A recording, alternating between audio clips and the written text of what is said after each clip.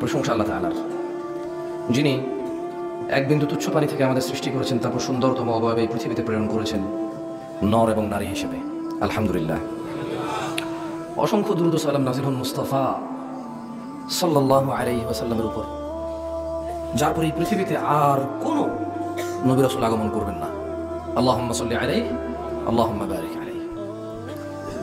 আসলে আমাদের কুমিল্লা, সিলেট এবং চিটাগং ঘেঁষা রীতি রেওয়াজ অভ্যাসে অভ্যস্ত আমরা। কেমন এই জায়গাটা মোটামুটি এদিক থেকে সিলেট জুটটুক, ওদিক থেকে চিটাগং উঠটুক। আর মাশাআল্লাহ চিটাগং এবং সিলেট এই দুই জায়গা বাংলাদেশের বিভিন্ন, মানে আপনারা তো বুঝতেছেন আমি কি বুঝতে যাচ্ছি। তো সুবহানাল্লাহ, আমরা একটু ওনাদের গা ঘেঁষা, আমাদের ধর্মীয় রীতি নীতি, আমাদের কৃষ্টি কালচার যেটাই বলেন, কেমন এদিকে চাঁদপুর, ব্রাহ্মণবাড়িয়া, এই নোয়াখালী বা এই এরিয়াগুলো আমি দেখেছি, আমি গিয়েছি, তো প্রায় রান্নাবান্না মোটামুটি কাছাকাছি মিলে, কারণ যেখানে যাই টুকটাক তো খাওয়াই আলহামদুলিল্লাহ। এবং বিয়ে শাদীর অনুষ্ঠান দেখলাম এখানে। আসলে বিয়ে, আচ্ছা বিয়ে এইটা আমরা জানছি কেমন, দিন থেকে না, কবুল বলতে হয়, জবাব আনতে হয়, খুতবা পড়তে হয়, উকিল লাগে, মানে সাক্ষী অভিভাবক লাগে। এই পদ্ধতিগুলো কে শিখেছে আমাদেরকে? রাসূলুল্লাহ সাল্লাল্লাহু আলাইহি ওয়াসাল্লাম। আচ্ছা, কিন্তু আপনি বাংলাদেশের বিয়ে এরকম না। আপনি চিটাগং যাবেন একরকম বিয়ে, মানিকগঞ্জ যাবেন একরকম বিয়ে, আমাদের নাঙ্গলকোট যাবেন একরকম, এখানে হয়তো আমি জানি না। কারণ আমি যখন মানিকগঞ্জে ছোট ভাই বিয়ে খেতে গেলাম 2014 সাল, তখন আমি বাংলাদেশে মাত্র আসছি। তো দেখলাম যে বিয়ের পরের দিন সকালে ওকে গোসল করাচ্ছে না, ওরা পাটার উপরে বসায় রাখছে। বর্তমানে যে তা ওকে, ও হেঁটে হেঁটে আসতে পারবে না, ওকে ওর ভাবি একজনে কোলে করে নিয়ে আসতে হবে।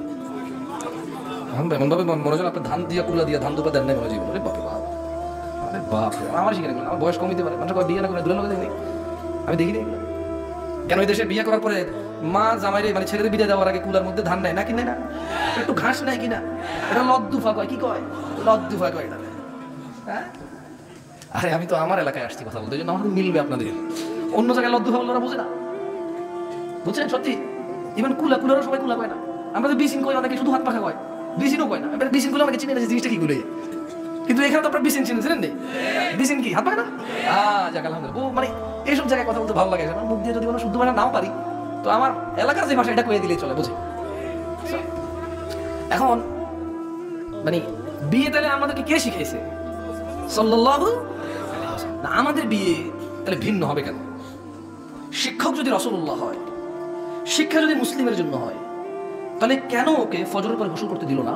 সকাল 8টা বা 9টা বাজলো, তখন ওকে পাটার উপরে বসাইলো, ওর ভাবি ওর কোলে করে নিয়ে আসলো, নিয়ে আসার পরে পাটার উপরে বসাইছে, এবং ও নিজে নিজে গোসল করতে পারবে না, মহিলারা কল থেকে নিয়ে এসে পানি ও গায়ের উপরে ঢালতেছিল। আচ্ছা, তো এর আগে একটা ঘটনা করছে, ও বিয়ে করছে না। তো আমি তো আসলে বিয়ে প্রথম দিন গেছি, আমি বাংলাদেশে তখন একদম নতুন, আমি এর আগে কোনো বিয়েই দেখিনি, এটা সত্যি কথা। আমি জানতাম না যেগুলো হবে, কারণ আমি সৌদি আরব থেকে বড় হয়েছি। সৌদি আরবে, মানে বাংলাদেশে যখন জীবনে প্রথম আসছি, আসার কয়েকদিন পরে সে আমি নাগলে বিয়ে করবে না, একবার আমি তো চিনি না টিনি না, আরেকজন আমার খালাতো ভাইয়ের ফুফাতো বাড়ি নিয়ে গেছি, কথা যদি আমি আবার পত্র ভুলে যাই এই জন্য। তো দেখলাম যে সে বিয়ে করছে, তার বউকে উঠাই নিয়ে আসছে, আমার পর ওকে ঘর ঢুকতে দিচ্ছে না। মানে বউ যে রুম, ওর ঢুকতে দিচ্ছে না, তালা মাইরা চাবি ওর ভাবিরা রেখে দিচ্ছে। এখন টাকা দিতে হবে, এখন এই চাবির জন্য ও মহিলাদের সাথে হাতাহাতি করতে হচ্ছে। এই মহিলা কারা? ওর ভাবিটা বিয়ে। হাসি তামাশা হচ্ছে, চাবি দিবে না, ওরা যাইতে দিবে না ওইভাবে। আমি দেখলাম কি আল্লাহ, মানে কই আসলাম, আমি তো কিছু বলতে পারি না, সইতে পারি না। আর তাছাড়া আমি খুব, মানে আপনি বিশ্বাস করবেন না, কারণ মা বাপ মরে গেলে যেরকম, মানে হঠাৎ করে ধরেন আপনার সামনে মানুষ মরে গেছে, অবাক হয়ে গেল। আমার মাথা মতো কাজ করতেছিল যে হচ্ছেটা কি, আমি তো বিয়েতে আসছি, কিসে আসছি, দেখলাম হচ্ছেটা কি আসলে। ওরা দেখলাম যে মহিলারা হলুদ মাত্র ওরে, যে হলুদগুলো মানছে, পরের দিন এগুলোই মহিলারা আবার গোসল করে দিল ওরে। তা ওর বউ না, একদম উঠানের মধ্যে পাটা নিয়ে এসে বসায়। আমি বললাম যে কি হয়েছে, এটা তোমার কি হচ্ছে, এগুলো তুমি ফজর পড়ছো? সত্যি কথা, যখন আমি ঘুম থেকে উঠছি ওকে বললাম যে তুমি ফজর পড়ছো? মুচকে শুনলো যে ভাই, আমি তো গোসল করতে পারি নাই। ওর ছেলেটা ভালো, মানে অত খারাপ ছেলে না, যে সত্যি কথা, ছেলে হিসেবে ভালো। এখন 2টা কিডনি ওর ড্যামেজ হয়ে গেছে অনেক, একবার মা একটা কিডনি দিয়েছে, আল্লাহকে সুস্থ করুন। ভালো ছেলে, অত্যন্ত ভালো ছেলে, আল্লাহকে সুস্থ করুন, আমিন। খুব কষ্টে আছে, ওজন দোয়া করি না, আমি মুসাফির দোয়া করছি, আপনার দোয়া করেন, সবাই ভালো জায়গায় আসেন, এখন খুব কষ্টে আছে ছেলেটা, তখন সুস্থ ছিল। তাই বললাম যে তুমি গোসল করো নাই কেন? ভাই তুমি বিয়ে করছো, আল্লাহ তোমাকে আজকে তোমার জীবনের সর্বোচ্চ নিয়ামত দিয়েছে।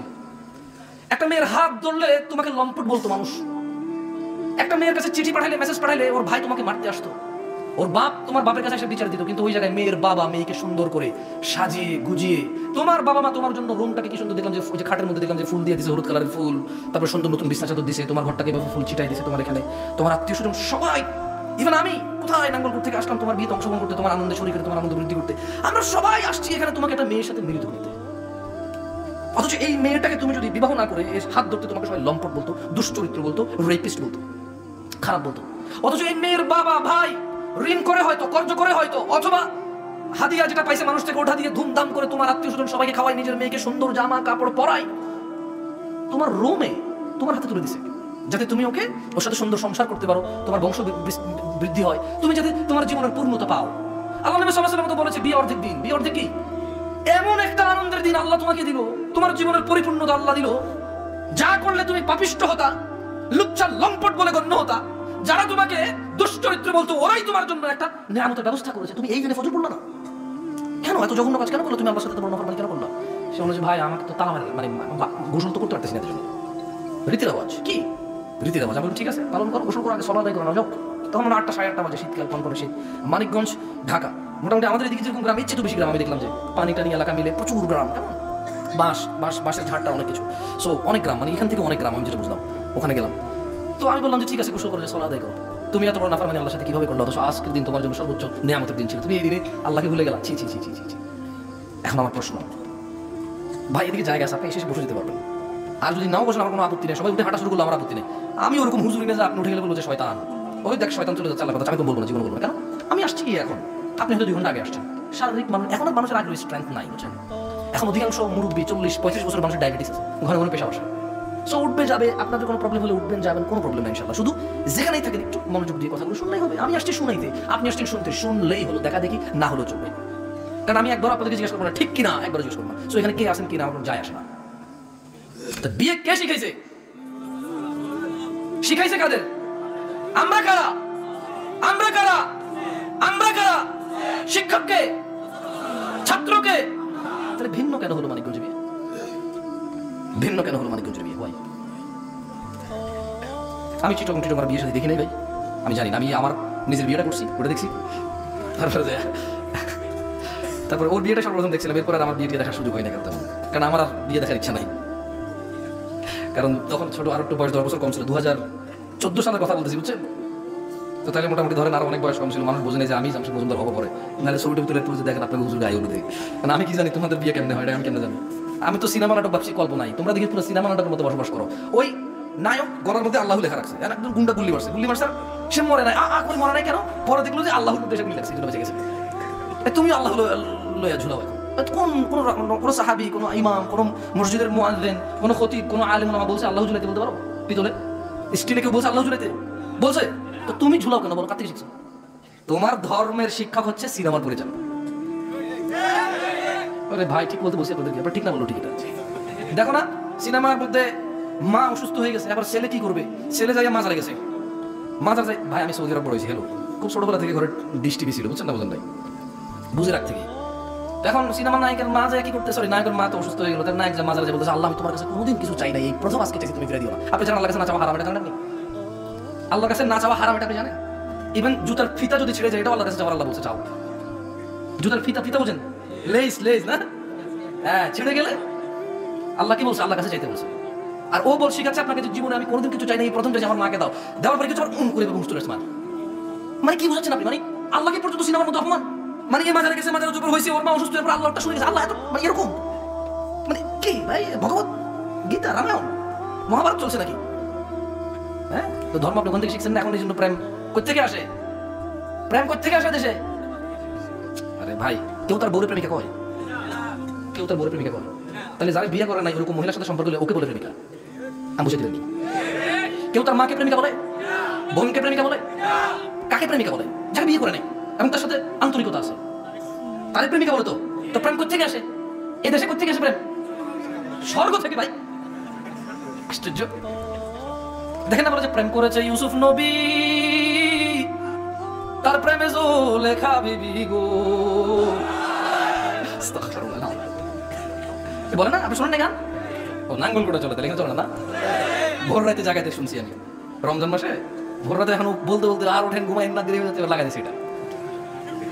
তাহলে প্রেম কোত্থেকে আসে? মাকে কেউ প্রেমিকা বলে? বউকে কেউ প্রেমিকা বলে? বোনকে কেউ প্রেমিকা বলে? ফুফিকে, খালাকে, আপন ভাতিজিকে, আপন ভাগ্নিকে, আপন নাতনিকে প্রেমিকা বলে না? কাকে প্রেমিকা বলে? তা এটা কি জাহান্নাম থেকে আসে নাকি স্বর্গ থেকে আসে? সিনেমা আপনাদেরকে বলছে স্বর্গ থেকে আসে, আপনি ভাবে নিয়েছেন। যাই হোক, শোনেন, এসব আলতু ফালতু কথা আসলে লাভ নাই। কথা কমে চলে যাবো সুন্নাহ নিয়ে। কি নিয়ে?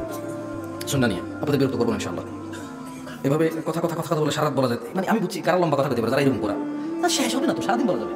কোরআন সুন্নাহ থেকে বললে জ্ঞান তো সীমিত মানুষের থেমে যায়। আমি শুনছি একবার এক বক্তা, এলাকার নাম হচ্ছে সিরপুলিয়া, কি না সিরপুলিয়া, মানে আমাদের ইউনিয়নের একটা গ্রাম সিরপুলিয়াতে একজন বড় আলেম শেখ এনায়েতুল্লাহ আব্বাসী।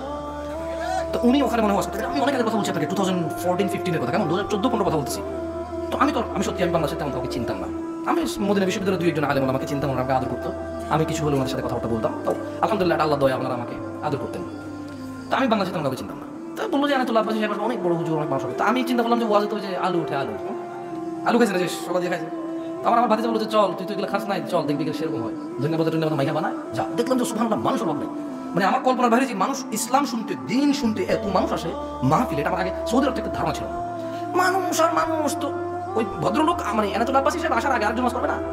তো আমি তো আলু খাচ্ছিলাম, তো উনি বলতেছে যে মানে ছোট মানুষ, মানে আমার মতো বয়সী হয়তো, আমি জানি না, তখন আমার থেকে বয়স বেশি ছিল হয়তো। বলছে যে আরে কি ওয়াজ করবো যদি শুধু সূরা ফাতিহার ব্যাখ্যা করি, সারা রাত করা যাবে, শেষ হবে না। আমি কই এত মৃত্যু এত জ্ঞান পারে না, তার এত নলেজ নাই। তাফসীর ইবনে কাসির বললে সারা রাত লাগবে না, সূরা ফাতিহা অল্প কতক্ষণ পড়ে ফেলা যাবে। আমি সত্যি বলছি না, এই ঠিক বলতেছে না কথা।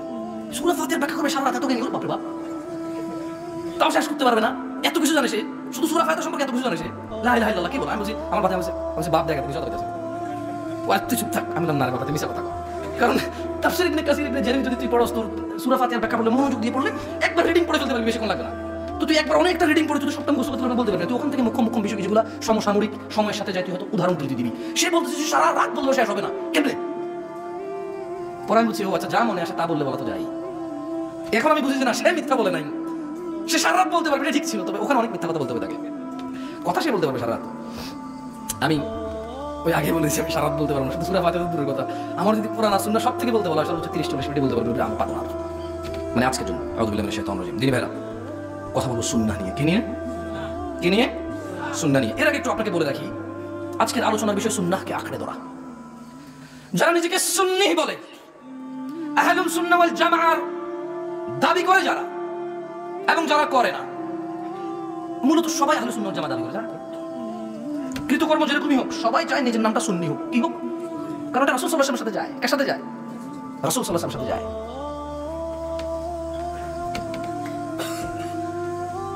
ইন্নাদ-দীন ইনদাল্লাহিল ইসলাম, নিশ্চয়ই ইসলামই আল্লাহর নিকট একমাত্র মানত দিন। ওয়া মাখতালাফাল্লাযীনা উতুল কিতাবা ইল্লা মিন বা'দি মা জাআহুমুল ইলমু বাগিয়ান বাইনাহুম, আর যাদেরকে কিতাব দেওয়া হয়েছিল তারা কেবল পরস্পর বিদ্বেষবশত তাদের নিকট জ্ঞান আসার পর মতনৈক্য করেছে। সূরা আল ইমরানে আল্লাহ বলছে আল্লাহর কাছে একমাত্র মনোনীত দিন কি?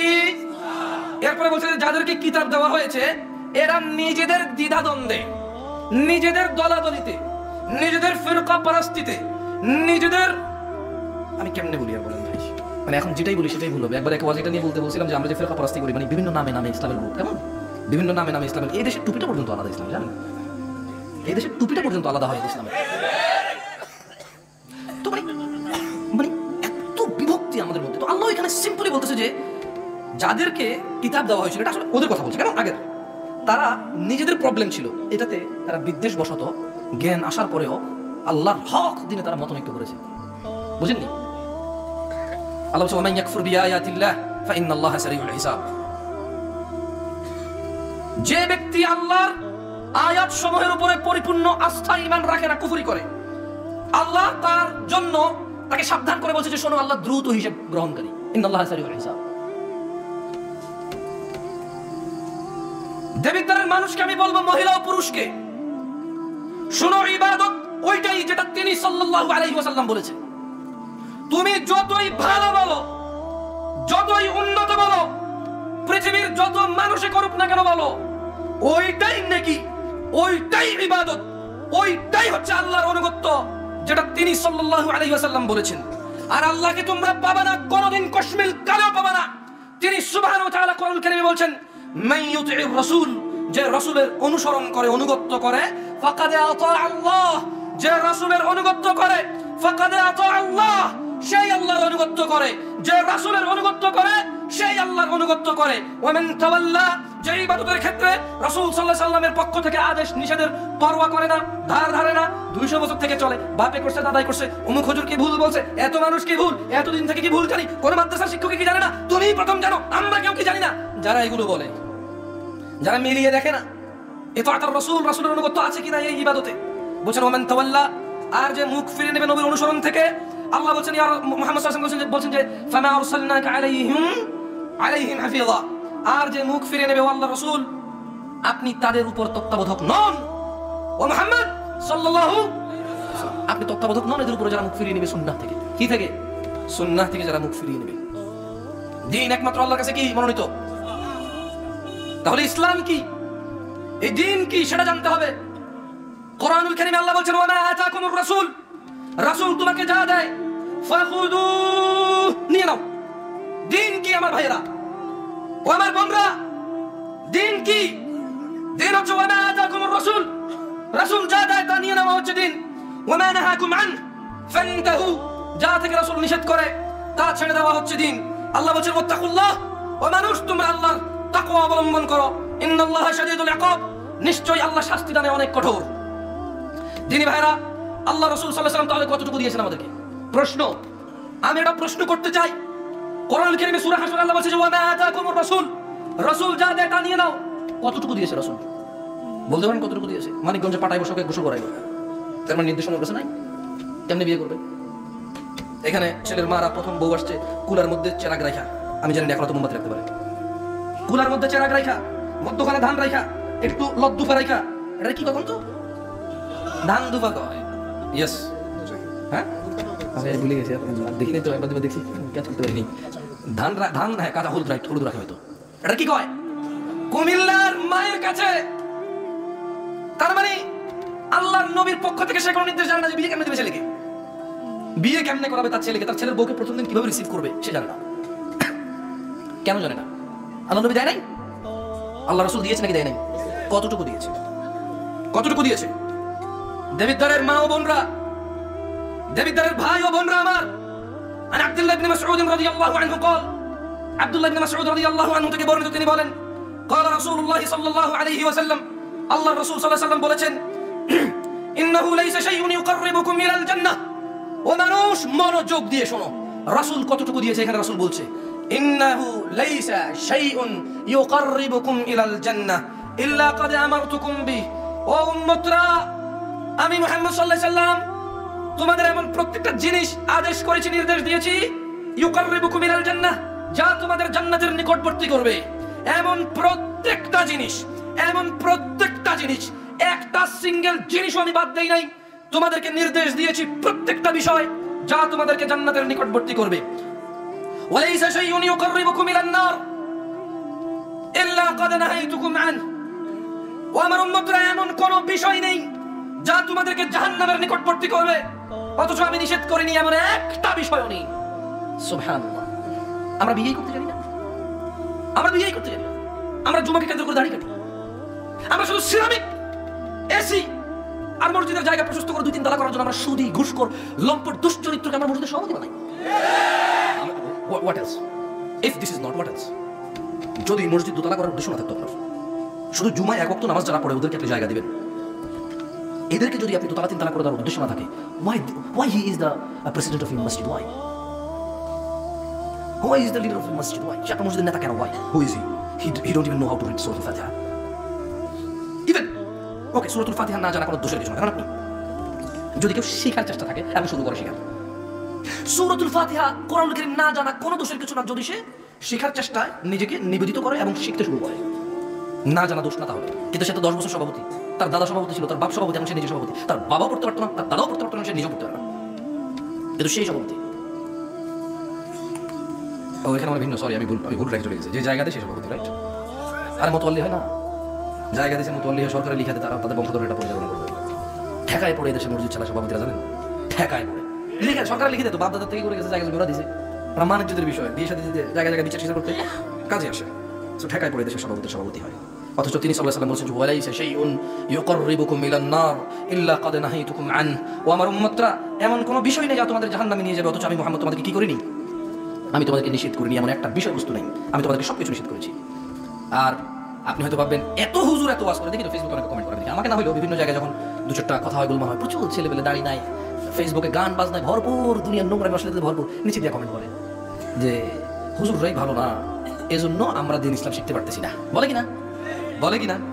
শোনো, আবু হুরায়রা থেকে তোমাকে একটা কথা বলে রাখি, তুমি হুজুরদের দোষ দেওয়া বন্ধ করে দাও ভাই। আমি জানি আমাদের দোষ আছে, আমি মানি আমাদের দোষ আছে, দোষ ছাড়া কি মানুষ হয় নাকি? তবে তুমি যেসব দোষে দোষী করতেছো এইসব দোষ আমাদের নাই। আমি বলছি না আমি নির্দোষ, তবে তুমি যেসব দোষ দিচ্ছ এইসব দোষ থেকে আমরা মুক্ত। আন আবি হুরায়রা রাদিয়াল্লাহু আনহু قال, আবু হুরায়রা রাদিয়াল্লাহু আনহু থেকে বর্ণিত, তিনি বলেন, চলো হাদিসটা আমার সাথে পড়ো, যে আল্লাহ নবী সাল্লাল্লাহু আলাইহি ওয়াসাল্লাম বলেছে, বলো বাদাল ইসলাম, জোরে বলো বাদাল ইসলাম গরীবা, বাদাল ইসলাম গরীবা, তা চলে যাবে। আমি চায়না গিয়েছি, মানুষ ইসলাম নামে শুনেনি। আমি চায়নায় ইয়ানতাই গিয়েছি। কোথায়? ইয়ানতাই, বিশাল বড় প্রদেশ। এখন খাবার দাবার খাবো, হালাল এই ওয়ার্ড, এই শব্দ যত জনকে জিজ্ঞেস করছি, সুবহানাল্লাহ আউযু বিল্লাহি মিনাশ শাইতানির রাজিম, যত জনকে জিজ্ঞেস করছি হালাল, কেউ বোঝে নাই, একজন সিঙ্গেল ব্যক্তি বোঝে নাই। হয়তো কেউ বুঝতে পারে, আমি তার দেখাই পাইনি, বাট আমি কাউকে পাইনি। এরপর আমরা ইয়ান্তা থেকে গুয়াঞ্জু আসছি। গুয়াঞ্জুতে আসার পর আমি মানে সকাল মালয়েশিয়া থেকে আসলে চায়না ফ্লাইটে যাওয়ার পরে তারপরে ইয়ান্তাইতে নেমে বেশিক্ষণ অপেক্ষা করে আমরা এয়ারপোর্টে কিছু খাওয়ার জন্য চেষ্টা করছি, কিছুই পাই নাই, ক্ষুধার্ত ছিলাম। যাক মাশাআল্লাহ, কাউকে বুঝাইতে পারি না হালাল খাবো। পরে ওখানকার ওই যে এয়ারপোর্টের ভিতরে একজন চাইনিজ, সে একটা পানি দিছে, তারপরে কি যেন একটা বন্টন দিছে, তারপর বন্টন আমি গ্রান টান শুকতেছিলাম, আমার শুকুর টুকুর চলুন থাকলে তো বুঝুন না। পর আমি জিজ্ঞেস করতেছিলাম তার যে পিক টিকের কিছু আছে কিনা এই জায়গায়, হ্যাঁ বললো যে না নাই, তুমি নিশ্চিত দেখা। বাট তারপর সে বোঝে নাই আমি কেন ডাইভার্ট করতেছি। সে বললো যে I don't understand why you are with this. সে বললো যে তুমি কেন ডাইভার্ট করতেছো, আমি বুঝতেছি না। আমরা মানে গুয়াঞ্জুতে এসে আমরা কি করলাম, আমরা 400 কিলোমিটার দূরে একটা জার্নি করছি। আমি খালি পেটে, ভাই বিশ্বাস করেন, 400 কিলোমিটার। আমি তো পেটের খিদায় আমার অবস্থা খারাপ, খাইতে হবে। পরে ওই যে যাদের কাছে, যারা আমাদেরকে রিসিভ করছে ফ্যাক্টরি ভিজিটে, ওরা এর আগে যত বাংলাদেশিরা আসতো সবাইকে একটা স্পেসিফিক রেস্টুরেন্টে নিয়ে গেছে, খাওয়াইছে। আপনি কি জানেন ওখানে ওরা হালাল মানে কি বুঝে জানেন? মানে শুকর নাই তার মানে কি? শুকর নাই তার মানে কি? মদ নাই তার মানে কি? হালাল। কিন্তু যে বিসমিল্লাহ বলে জব করতে, বিসমিল্লাহ বলে জব করতে, যেটা তোরা জানে না। এবং বাংলাদেশিরা, পাকিস্তানিরা, ইন্ডিয়ানরা, সৌদিরা, কুয়েতিরা, এই পুরো পৃথিবীর সমস্ত মুসলিম আমরা অপারগ হয়েছি। আমরা ওদের কাছে গিয়েছি, কিন্তু আমাদেরকে বুঝাইতে পারি না যে ইসলামে বিসমিল্লাহ বলে আল্লাহর নাম ব্যতীত যদি কোনো পশু জবাই করা হয় তা খাওয়া যাবে না। এই মুসলমানরা জানা যায়, তার মানে সবার কথা জানে না, কেউ হয়তো খাইছে, ও শুকর নাই, মদ নাই, ঠিক আছে খাও। এখনো চাইনিজ যারা আমাদেরকে রিসিভ করছে তাদের একটা আইডিয়া হয়ে গেছে যে যেই রেস্টুরেন্টে মদ আর শুকর নাই, পর্ক শুকর নাই, ওটাই হালাল, ওটাই কি হালাল। আমি ওখানে খেতে পারলাম না, আমার রুচি হলো না, আমি ক্ষুধার্ত। এরপর আমরা ওই ফ্যাক্টরি থেকে আবার 400 কিলোমিটার দূরে আসছি, যেখানে আমাদের থাকার কথা। আসার পর আমি গুগলে সার্চ করে দেখলাম যে কোনো তেমন কিছু পাইলাম না। একটা বাংলাদেশি রেস্টুরেন্ট পাইছিলাম গুগল ম্যাপে, আর একটা লেবনানি রেস্টুরেন্ট পাইছি। আপনি বিশ্বাস করবেন, এরপরে আইসা ওই লেবনানি রেস্টুরেন্টে ঢুকছি, ঢোকার পরে খানা খাইতে বসছি, রাতের কয়টা বাজার বলে বুঝতে পারবো না। এরপর আমি যারা আমাদেরকে রিসিভ করছে চাইনিজ, ওদেরকে বললাম যে তোমরা কি এটা খাবা? সে আমার কি জবাব দিচ্ছে জানেন? বলছে যে উই ইট এভরিথিং। সে আমার কি বলছে? We eat everything. ওয়াল্লাহি কসম বিল্লাহি তাআলা, আল্লাহর কসম, আমি এই যে হাদিসটা যে বাদাল ইসলাম গরীবা, ইসলাম অপরিচিত অবস্থায় সূচনা, মানে অপরিচিত অবস্থায় কি হয়েছে? ইসলামের সূচনা হয়েছে। ও সাইউদু কামা গরীবা, এবং অচিরে ইসলাম অপরিচিত হয়ে যাবে, কেউ চিনবে না। আমি বুঝতে পারি না এই জিনিসটা কেমন হবে, এটা কেমন সম্ভব যে মানুষ ইসলাম নাম শুনবে না? আচ্ছা, সে ধর্ম মানলো না, সে গুনাহ করলো, শিরক করলো, মদ খেলো, জুয়া খেলো, জানা করলো, মারামারি করলো, খুন করলো, ডাকাতি করলো, ইসলাম জানবে না মানে কি? অপরিচিত মানে কি? মানে হোয়াট ইসলাম কি? আমি চায়না ইয়ান্তাই আর গুয়াঞ্জুতে গিয়ে, গুয়াঞ্জুতে মুসলিম কিছু এরিয়া আছে, কেমন যখন আমি ইয়ান্তাই ছিলাম, এবং গুয়াঞ্জু যখন 400 কিলোমিটার দূরে গেছি, চায়না তো 130-150 কোটি মানুষ হবে, রাইট? এই বিশাল জনসমুদ্রের কেউ, ওয়াল্লাহি যারা আমাকে 2-3 জন ছিল ঘুরেছে, আমাকে বললো যে did you ever heard about Islam? সে বললো যে sorry, I am sorry, I don't know, সরে জানি না। আমি বললাম যে হোয়াট রিলিজন ইউ আর, তুমি কোন ধর্মের? বলে চাইটা রিলিজন। এমন না যে সে বৌদ্ধ ধর্মের, এমন না যে সে বৌদ্ধ না। আমি তো ভাবছিলাম যে চাইনিজ হয়তো বৌদ্ধ, বুদ্ধিস্ট। ওরা আসলে এমন এক নেশন তৈরি করতেছে যারা কোনো ধর্মই মানে না। তারা যা দিবে তা খাবে, যা দিবে তা খাবে, রুচি হইলে, রুচি না হলে খেতে খেয়ে দেবে। কোনো ধর্ম নাই, কোনো কি নাই, ধর্ম নাই। আমি আমার বোনদেরকে বলবো, আমার ভাইদেরকে বলবো, দাড়ি কেটে ফেলো। ছি ছি ছি, যখন নায়ক রাখা শুরু করলো তুমিও রাখা শুরু করলা। ছি ছি ছি ছি ছি ছি, দাড়ি কাটতা কাটতা যখন নায়ক রাখা শুরু করলো তখন রাখা শুরু করলো। এখন যখন নায়িকারা কালারফুল বোরকা পরে, কিছু কিছু মেয়েরা ওই কালারফুল বোরকা পরে ভিডিও করে, তার মানে আয়েশা আমারও নিবে না। আমার বোনরা আয়েশা, খাদিজা, ফাতিমা, হাফসা রাদিয়াল্লাহু তাআলা আনহুন্না আজমাইন, ওদের আমল নেবে না। নায়িকা পরলে পড়বে, বোরখান নায়িকা পরলে পড়বে আমার বোন। এই যে এখানে আমার বোনরা বসে আছে এখানে, দেখা যায় হয়তো এটা ব্যবস্থা করছে ওরা। যখন কোনো নায়িকা পড়বে, লাল নীল হলুদ কালারের বেগুনি কালারের, এখানে জড়ি ঝুমকা ঝরকা থাকবে, এখানে নাভির সামনে একটা ফুল থাকবে, এভাবে এভাবে কোমর বেল্টের মতো বেঁধে ফেলা যায় যে বোরখা দিয়ে। যখন নায়িকা পড়বে যখন এইভাবে এমনি দিয়ে হাত দিয়ে দেখাবে, তখন ও পড়বে।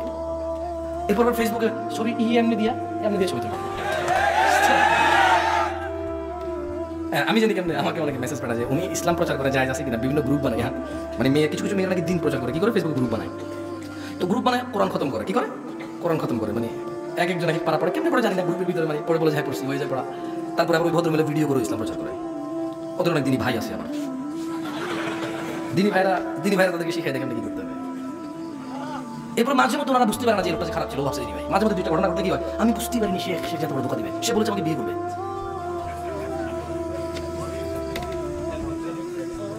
ইসলাম গরিবা, ইসলামের সূচনা হয়েছে অপরিচিত অবস্থা। ওয়াসায়াউদু কামা গরিবা, আল্লাহকে ভয় করো দেবীদ্বারের বাপ ও মায়েরা, আল্লাহকে ভয় করো দেবীদ্বারের সমাজ সেবকরা। তোমাদের বাচ্চাকে রাসূলুল্লাহ সাল্লাল্লাহু আলাইহি ওয়াসাল্লামের সুন্নাত থেকে বিমুখ করিও না। তোমাকে জবাই করবে সে, তোমাকে কোপাবে সে, তোমাকে বৃদ্ধাশ্রমে পাঠাবে সে যদি আল্লাহর নবীর সাথে পরিচয় করাও। ওকে আল্লাহ রাসূলের সাথে পরিচয় করাও জরুরি। ও আল্লাহকে চিনবে, তোমাকে চিনবে, ও রাসূলুল্লাহ সাল্লাল্লাহু আলাইহি ওয়াসাল্লামকে চিনবে, তোমাকে চিনবে। দিনী ভাইরা, আমি আর বেশি কিছু বলবো না, দুই একটা আয়াত পড়ে সুন্নতের আবশ্যকতা এবং রাসূল সাল্লাল্লাহু আলাইহি ওয়াসাল্লামের ভালোবাসার গুরুত্ব বুঝিয়ে চলে যাব। তিনি সুবহানাহু ওয়া তাআলা বলছেন, কুল ওয়া মুহাম্মদ সাল্লাল্লাহু আলাইহি ওয়াসাল্লাম, আপনি বলে দিন এদেরকে, ইন কুনতুম তুহিব্বুনাল্লাহ, যদি তোমরা আল্লাহকে ভালোবাসো, ফাত্তাবিউনি, তাহলে আমি মুহাম্মদের অনুসরণ করো। ইউহিব্বুকুমুল্লাহ, আল্লাহ সুবহানাহু ওয়া তাআলা আরশে আযিমের মালিক, কিয়ামত দিবসের মালিক, জান্নাত জাহান্নামের মালিক। ইউহিব্বুকুমুল্লাহ, নিজেই আল্লাহ তোমাদেরকে ভালোবাসবে। ওয়া ইয়াগফির লাকুম যুনুবাকুম, তোমরা যদি আমি মুহাম্মদের অনুসরণ করো, আল্লাহ নিজে তোমাদের ভালোবাসবে। ওয়া ইয়াগফির লাকুম যুনুবাকুম, তোমাদের গুনাহসমূহ ক্ষমা করবে। ওয়াল্লাহু গফুরুর রহিম, কারণ তিনি অত্যন্ত অতীব পরম দয়ালু, তিনি তোমাদের ক্ষমা করবে। আন সাউবান রাদিয়াল্লাহু আনহু قال, সাউবান রাদিয়াল্লাহু আনহু থেকে বর্ণিত, তিনি বলেন, قال রাসূলুল্লাহ সাল্লাল্লাহু আলাইহি ওয়াসাল্লাম, আল্লাহ রাসূল সাল্লাল্লাহু আলাইহি ওয়াসাল্লাম বলেছে, লা তাযালু তাইফাতুম মিন উম্মতি যাহিরিন আলাল হক, আমার উম্মতের একটা দল সদা সর্বদা সত্যের উপর অটল থাকবে। আল ইখতিলাফু রাহমা, যারা বলে যে ফিরকা পারস্তি, এটাকে কি বলে বাংলাতে, ফিরকা মানে বিভক্তি, যারা বলে বিভক্তি হচ্ছে রহমা, জেনে নাও ভাই আমার, আল্লাহকে ভয় পাও। সাউবান রাদিয়াল্লাহু আনহু বলছে যে আল্লাহ রাসূল বলেছে যে একটা দল, কয়টা দল? দল হবে অনেকগুলো, দল হবে কয়গুলো? একটা দল সদা সর্বদা হক সত্যের উপর অটল থাকবে। কয়টা দল? তোমরা রাজি আছো ওই দল হইতে? কেমনে হবে ওই দল যদি কোরআন না জানো? ওখানে বলা আছে কি করা যাবে আর কি করা যাবে না। কেমনে হবে ওই দল যদি রাসূল সাল্লাল্লাহু আলাইহি ওয়াসাল্লামের সুন্নাত না জানো? ওখানে বলা আছে কি করা যাবে আর কি করা যাবে না। দেয়ার ইজ নো অপশন ভাই, কোনো অপশন নাই ভাই। যদি আপনি ওই এক দল, মানে ওই দলটা হতে চলে সদা সর্বদা সত্য অটলের উপর থাকবে, তাহলে কোরআন সুন্নাহ শিখা ছাড়া উপায় নাই। কোরআন সুন্নাহ শিখা ছাড়া উপায় নাই। যারা যারা শেভ করে তো শেভই ছাড়তে পারে না, কি কোরআন শিখবে? তাও জুমার দিনে করে শেভ। শোনো, জুমার দিন কিয়ামত হবে, কয় বছর পরে হবে তা আমি জানি না, কয় বছর পরে হবে তা আমি জানি না। আপনারা তো জানেন যে আল্লাহ সুবহানাহু ওয়া তাআলা জুমার দিনে কিয়ামত হবে। দিন কি বার? দিন কি বার? যেই বারে তোমার দেশে সিনেমা রিলিজ হয়, কারণ তুমি ওটা দেখবা, ও জানে আজকে ছুটি না, আজকে কি ছুটি, সো সিনেমা আজকে রিলিজ হবে যাতে তোমরা সবাই দেখতে পারো। ওই দিন পৃথিবীটা ভেঙে চুরমার হয়ে যাবে। ওই দিন সমুদ্রের পানিগুলো উদ্দোলিত হবে, পাহাড় পর্বতগুলো কীট পতঙ্গের মতো হবে, তারকা নক্ষত্র ঝরে পড়বে, সূর্য আলোহীন হয়ে যাবে, মাটি তার সবকিছু বের করে দিবে। ওই দিন তুমি সিনেমা দেখো ভাই। আর কালকে শুক্রবারের জন্য আজকে বৃহস্পতিবার সারা রাত তুমি জেগে থাকবা কেন? কালকে শুক্রবার, তুমি জানো না কালকে কিয়ামতের দিন। কিয়ামত কবে যদি কেউ আমাকে প্রশ্ন করে, আমি বলি শুক্রবার। আমি বলি কি? শুক্রবার। আল্লাহ আমাদেরকে বুঝার তৌফিক দান করুন, আমিন। দিদি ভাইরা, যাই হোক, শুনেন, যার যা হয়েছে হয়েছে, ওকে? দাড়ি কাটা, নেশা করা, ইয়াবা মদ গাঁজা খাওয়া, জেনা করা, নামাজ ত্যাগ করা, মানে নামাজ পড়েন নাই, ওকে? কি পড়েন নাই? আমার সাথে একটু বলেন। নামাজ পড়েন নাই, রোজা রাখেন নাই, জেনা করছেন, মদ খাইছেন, ওকে? এগুলো তো পাপ, পাপ না? আজকের যুগে সবচেয়ে কোন পাপে বেশি মানুষ জড়িত বলতে পারেন? সুদ, ঘুষ, জেনা। আসলে প্রথমে হবে জেনা, প্রথমে হবে কি? এর আগে হবে নেশা, এর আগে কি হবে? নেশা। কারণ নেশা তো নেশাই মনে করেন আজকের যুগে। ভাই শুনেন, এই সমাজ থেকে আপনি বলেন যে সমাজে জেনা নাই, নেশা নাই, আর কিস্তি সুদ নাই, কি অপরাধ আছে বলেন? তুমি বলতে পারো কি অপরাধ আছে? হ্যাঁ, মেয়ে যেটা বোরখা পরে এটা জেনার সাথে সম্পর্কিত। বোরখা পরা কিসের সম্পর্কিত? জেনার সাথে সম্পর্কিত। ওই যে জর্দা খায়, তামাক খায়, ওই যে সিগারেট খায়, নেশার সাথে সম্পর্ক, বিশের সাথে নেশা, ওকে নেশা নাই সমাজে, তারপরে সিগারেট, জর্দা, তামাক, ইয়াবা, গাঁজা, মদ নাই, জানা নাই, তোমাদের গ্রামে জানা নাই, মানে কি নাই, মানে কোনো মেয়ে খোলামেলা শুধু জামা পরে রাস্তায় হাঁটতেছে না, মানে কোনো ভাবি তার দেবরের সাথে দেখা দিচ্ছে না, মানে স্কুলের ছেলে মেয়েরা আলাদা আলাদা পৃথক, মেয়েকে মেয়ে পড়াচ্ছে, ছেলেকে ছেলে পড়াচ্ছে, তাদের স্কুল মাদ্রাসা পৃথক, জানা নাই, কি নাই, জানা নাই, মানে পার্কে কোনো ছেলে মেয়ে হাত ধরে হাঁটতেছে না, মানে বাপ মেয়ে ছেলে মেয়ে সবাই মিলে বসে বসে নাচ দেখতেছে না, মানে ওই যে কোনার দোকান আছে না, কোনার দোকান, ওই দোকানে যে টেলিভিশনটা চলে সবাই পান খায় বসে বসে দেখে নাটক সিনেমা, সবাই মিলে জানা লিখতো, এটা নাই, এটা কি নাই। তোমার গ্রামে কি অপরাধ আছে বলো আমারে? নাই, আরে ভাই নাই, ভাই জানা নাই, কি নাই, জানা নাই, আরে ধরে নিলাম তর্কের খাতিরে, কথা বুঝেন, তর্কের খাতিরে ধরে নিলাম জানা নাই, কি নাই, নেশা নাই, কি নাই, হারাম উপার্জন নাই, মানে সুদ ঘুষ মিথ্যা কথা বলে এসে করা, হারাম উপার্জন নাই, কি অপরাধে আপনারা অপরাধী বলতে পারেন? কি মানুষ খুন করেন আপনারা? মানুষ খুন করেন? আপনাদের ঘরে ঘরে ঘরে চোর ডেলি ডেলি মারামারি করেন, একজন একজনের ডেলি গালাগালি করেন, আসলে আপনার অপরাধটা কি দিলেন? সলা আদায় করেন না, সলা আদায় করেন না। এটা আমি দেখেন, আমি বলতে চাচ্ছিলাম যে জেনা, নেশা, হারাম উপার্জন, এই তিনটাকে বাদ দিলে আমাদের সমাজে তেমন বেশি অপরাধ নাই, জানেন? আসেন আজকে আপনাদের কিছু ফর্মুলা বলে যাই ফিরে আসার। জীবনে যত জেনা করেছেন, জীবনে যত নেশা করেছেন, বোন ভাই, জীবনে যত জেনা করেছো, যত সিনেমা নাটক দেখেছো, যত গান বাজনা দেখেছো, যত আজে বাজে অশ্লীলতায় তুমি লিপ্ত ছিলা, যত নেশায় তুমি লিপ্ত আছো, ভাই আমার শোনো, তিনি সুবহানাহু ওয়া তাআলা বলেন ইল্লা মান তাব, অতঃপর যে ফিরে আসে, অতঃপর যে গুনাহার করবে না সিদ্ধান্ত নিয়ে নিছে, ওয়া আমানা, ঈমান আনে, ওয়া আমিলা আমালান সালিহা, এবং সৎ কর্ম সম্পাদন করে, ফাউলাইকা ইউবাদদিলুল্লাহু সাইয়্যাতিহিম হাসানাত, যেই জেনাকারী বলেছে আল্লাহ আর করব না, যেই নেশাখোর বলেছে আল্লাহ আর করব না, বলার পরে ঈমান এনেছে, কিছু ভালো কাজ করেছে, আল্লাহ বলছে যে জেনাকারীর জেনা, নেশাখোরের নেশা, অপরাধীর অপরাধ নেকিতে পরিবর্তন করবে আল্লাহ। ওয়া কানাল্লাহু গফুরুর রহিম, কারণ তিনি আল্লাহ হচ্ছে ক্ষমাশীল, পরম দয়ালু। আনাস ইবনে মালিক রাদিয়াল্লাহু আনহু قال, আনাস ইবনে মালিক রাদিয়াল্লাহু আনহু থেকে বর্ণিত, তিনি বলেন سمعت رسول الله صلى الله عليه وسلم, আমি আল্লাহর রাসূল সাল্লাল্লাহু আলাইহি সাল্লামকে বলতে শুনেছি। আনাস ইবনে মালিক রাদিয়াল্লাহু আনহু বলছে, আমি আল্লাহর নবীকে বলতে শুনেছি। আনাস ইবনে মালিক রাদিয়াল্লাহু আনহু বলছে যে আমি আনাস নিজে আল্লাহর নবী সাল্লাল্লাহু আলাইহি সাল্লামকে বলতে শুনেছি। আল্লাহ বলছেন, ইয়া ইবনে আদম, হে আদমের সন্তান, হে আদমের মেয়েরা, হে আদমের ছেলেরা, হে আদমের ছেলে মেয়ের ধনী দরিদ্র যত আছো, হিন্দু, বৌদ্ধ, খ্রিস্টান, মুসলিম, নন মুসলিম, নাস্তিক, আস্তিক, যত মানুষ আদমের ছেলে মেয়ে আছে, সবাইকে আল্লাহ বলছে ইয়া ইবনে আদম, হে আদমের ছেলে মেয়েরা। মুসলমান না কিন্তু, বাবা আদমের ছেলে। এই পৃথিবীতে যত মানুষ আল্লাহকে মানে আর মানে না, এই পৃথিবীতে যত মানুষ আল্লাহকে ডাকে আর ডাকে না, এই পৃথিবীতে যত মানুষ আল্লাহ স্বীকৃতি দেয় আর দেয় না, এই পৃথিবীর যত মুশরিকরা আছে, মুওয়াহিদরা আছে, মোট কথা এই পৃথিবীতে যত মানুষ আছে, যত মানুষ, সবার জন্য একটা দারুণ দারুণ সুসংবাদ আছে ভাই। আল্লাহ বলেন যে ইয়া ইবনে আদম, হে আদমের সন্তানরা, ইন্নাকা মা দাউতানি ওয়া রাজাউতানি গফারতু লাক, যদি তোমরা আমি আল্লাহকে ডাকো, আমার কাছে ফিরে আসো, আমাকে ডাকো, গফারতু লাক, তোমাদের ক্ষমা করব, আলা মা কানা ফিকা ওয়ালা উবালি, ও আদমের ছেলেমেয়েরা, আলা মা কানা ফিকা ওয়ালা উবালি, যদি আমাকে ডাকো আর ফিরে আসো আমার আল্লাহর কাছে, তোমার গুনাহ যাই হোক না কেন আমি ক্ষমা করব। ইয়া ইবনে আদম, হে আদমের সন্তানরা, লাউ বালাগাত যুনুবুকা আনানাস সামা, যদি তোমাদের গুনাহ আসমানের মেঘমালা পর্যন্ত পৌঁছায়, সুম্মা ইস্তাগফারতানি, অতঃপর তোমরা যদি বলো আল্লাহ আমাকে মাফ করেন, আল্লাহ বলছে গফারতু লাক ওয়া লা উবালি, তোমাকে মাফ করব, কার পরোয়া করব না। কিন্তু কি একটা শর্ত আছে, ইয়া ইবনে আদম, হে আদমের সন্তানরা, ইন্নাকা লাউ আতাইতানি বিকুরাবিল আরদি খাতিয়া, হে আদমের ছেলে মেয়েরা, তোমরা যদি এই জমিন পূর্ণ অপরাধ নিয়ে আমি আল্লাহর কাছে আসো, সুম্মা লাকিতানি, অতঃপর আমি আল্লাহ জমিন পূর্ণ তোমার একজনের অপরাধের মধ্যে, লা তুশরিকু বি শাইআ, তোমার জমিন ভর্তি অপরাধ কিন্তু আমি দেখতে পাচ্ছি তুমি আমার সাথে শিরিক করোনি, আল্লাহ বলছেন যে লা আতাইতুকা বিকুরাবিহা মাগফিরা, শোনো, তোমার জমিন পূর্ণ অপরাধের মধ্যে যদি শিরিক না থাকে, আমি আল্লাহ জমিন পূর্ণ ক্ষমা নিয়ে এসে ক্ষমা করে দেব। সুবহানাল্লাহ। তাহলে সমস্ত গুনাহ নেকিতে পরিবর্তন হবে কি করলে? খেয়ে ফেলছেন, এত অল্প সময় খেয়ে ফেলছেন, তাওবা করতে হবে, কি করতে হবে? ঈমান আনতে হবে, কি আনতে হবে? সৎ কাজ করতে হবে, কি করতে হবে? তাহলে আল্লাহ গুনাহকে কি করবে? গুনাহকে কি করবে? আপনার গুনাহ যদি আসমানের মেঘমালা পর্যন্ত চলে যায়, কি বললে আল্লাহ মাফ করবে? কি বললে আল্লাহ মাফ করবে? জমিন পূর্ণ অপরাধ নিয়ে আল্লাহর সামনে গেলে কোন গুনাহটা না থাকলে তিনি ক্ষমা করে দেবেন? নামাজ ত্যাগ করা শিরক, এটা জানেন?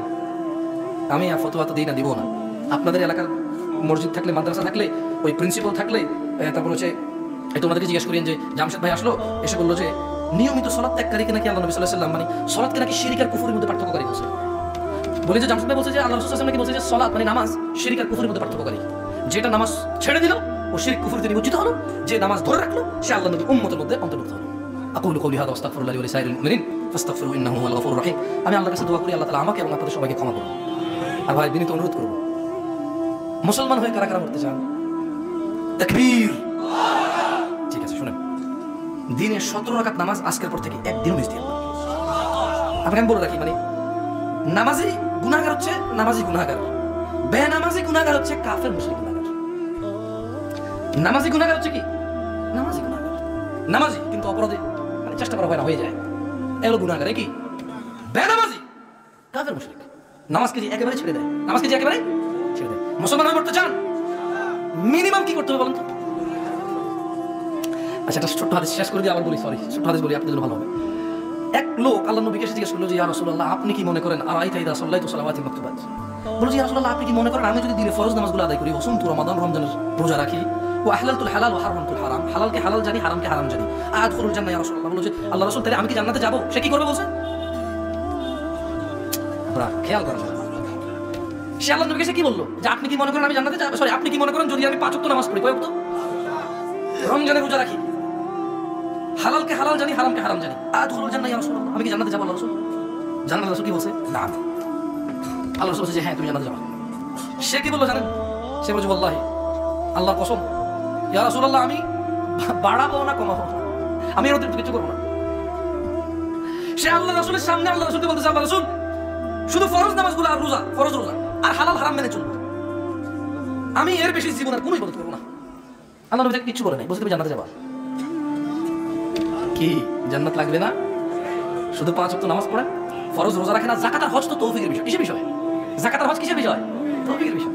এবারে আসেন, তাহলে গুনাহ করলে 5 ওয়াক্ত নামাজ রোজা রেখে যাবো? না না না, সে কিন্তু বলছে ওয়া আহলালতুল হালাল ওয়া হারামতুল হারাম ওয়া হারামতুল, সে বলছে আমি হারামকে হারাম মেনে চলবো। মানে সে বলতে চাচ্ছে হয়তো যে আমি গীবত করবো না, মারামারি করবো না, গালিগালাজ করবো না, জিনা করবো না, ব্যভিচার করবো না, কোনো খারাপ কাজ করবো না, তবে আমি ভালো কাজের মধ্যে কোনো ভালো কাজ করবো না। বুঝলেন না কথা? মানে সে বলছে আমি খারাপ কাজ করবো না, এখন অনেক ইবাদত করতে হবে জান্নাতে যাওয়ার জন্য, সে বলছে আল্লাহ নবী আমি অনেক বেশি ইবাদত করবো না, আমি শুধু ফরজ নামাজে ফরজ রোজা রাখবো। আল্লাহ আমাদেরকে তৌফিক দান করুন। বোন, তোমাদের জন্য এই সুযোগটা নিতে পারো। তোমরা, তোমাদের রুজি রোজগারের দায়িত্ব নাই, ইনকাম হারাম তোমার জন্য হবে না, তুমি ইনকামের দায়িত্বই পাও না, সো তুমি বাসায় থাকো, তোমার রুজি হারাম না, সো তুমি বেঁচে গেছো, তোমার রক্ত হালাল, মাশাআল্লাহ। আর তুমি অপারক, তোমার যদি স্বামী যদি হারাম ভাবে ইনকাম করে, তোমার বাবা যদি হারাম ভাবে ইনকাম করে, তুমি শুধু প্রয়োজনটুকু মেটাবো ওখান থেকে, তোমার গুনাহ হবে না, তোমার জন্য সুযোগ জান্নাতে যাওয়ার।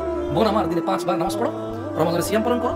আর এই দেশে অধিকাংশ বড় লোক বাবাও মেয়েদেরকে ফকির করে চলে যায়, যাকাত হজ তোমার উপরে আসে না, তুমি ফকিরকে 5 টাকা দিতে পারো না, কারণ তোমার বাপ তোমার ভাইদের নামে সম্পত্তি দিয়ে চলে যায়। পৃথিবীতে এত নির্দয় বাবা আর নাই বাংলাদেশের বাবাদের মতো, নিজের মেয়েটাকে ফকির অবস্থায় রেখে চলে যায়, মরে যায়, ফকির ফকির করে চলে যায়, ফকির নিয়ে করে চলে যায়। আল্লাহ আমাদেরকে তৌফিক দান করুন। সুবহানাকাল্লাহুম্মা ওয়া বিহামদিকা আশহাদু আল্লা ইলাহা ইল্লা আনতা আস্তাগফিরুকা ওয়া আতুবু ইলাইক। আসসালামু আলাইকুম ওয়া রাহমাতুল্লাহি ওয়া বারাকাতুহু।